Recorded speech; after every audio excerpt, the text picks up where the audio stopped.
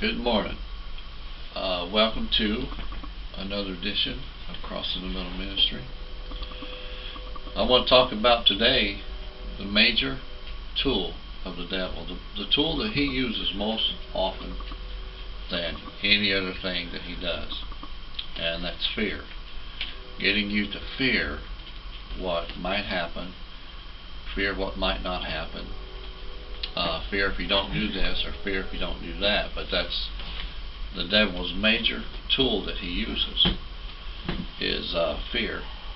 And the Bible teaches us not to be fearful of sudden things, like Ecclesiastes here.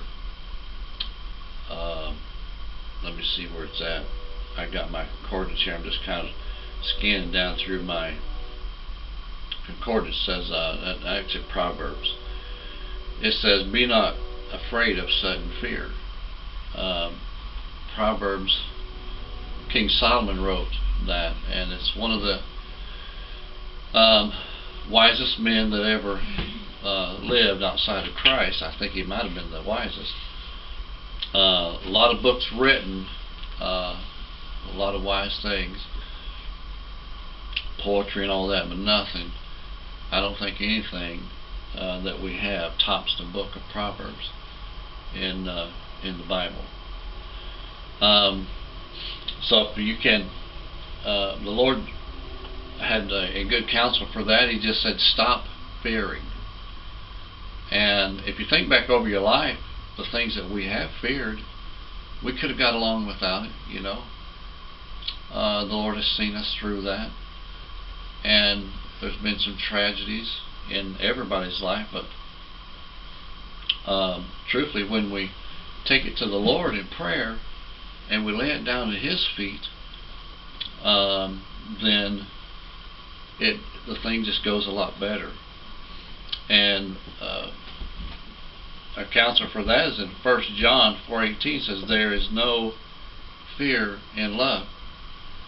When we take things to the Lord like that, instead of becoming all shaken up over what the devil has thrown at us, we're showing our love toward God and bringing Him before and trusting Him to work it out to our favor. Here's the verse in Ecclesiastes I was talking about. Ecclesiastes 8:12 says, "It will be well with them that fear God." And fear is a part of our makeup of who we are.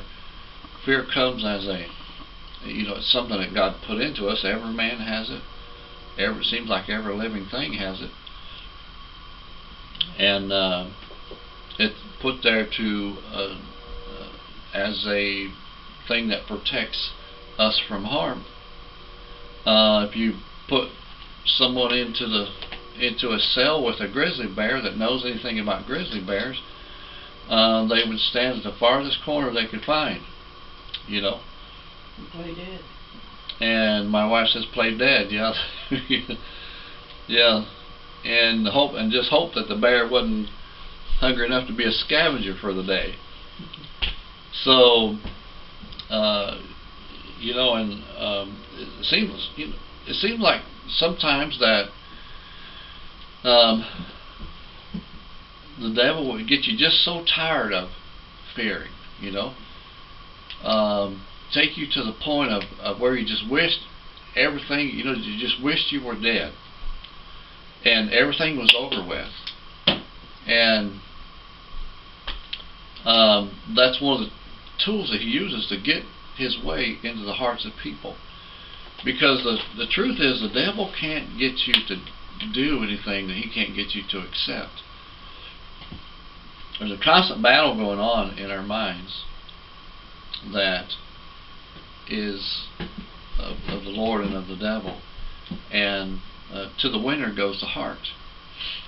That little scenario with the angel on one side and the devil on the other, that's a good scenario, because they're constantly speaking into our ears, our spiritual ears, so to speak, and getting us aware of options that we have. See, if you refuse to fear and you follow God's way, your options are different. You don't even consider the other option that the devil has, you know. You never take that gun and put it to your head and pull the trigger. Now that's a spiritual thing as well as physical, you know. You're physically defeated in the spirit if the devil is allowed. If you allow the devil to speak to your mind, you know, there's a pill called a placebo in a lot of different areas that they can give to a person that works and heals them, even though the pill has nothing in it. They believe that everything is okay, and therefore they're healed. And that's what God is trying to get us to do, get us to believe in Him and follow after Him, that He can heal us and follow us in the way of healing rather than follow the devil in the way of demise. Okay? I pray that you trust Jesus today and walk in His way. Follow Him all the days of your life, because there is healing in the Lord. He is still a healer today. And I just want to thank you for being with me today on another great message that the Lord has put into my heart. And we'll probably see you again tomorrow. Another great message every day but Sunday. And days I can't get my computer to work, of course. We won't be doing there that day, but about 5 minutes or so, and we'll see you again next time across the Middle Ministry. God bless.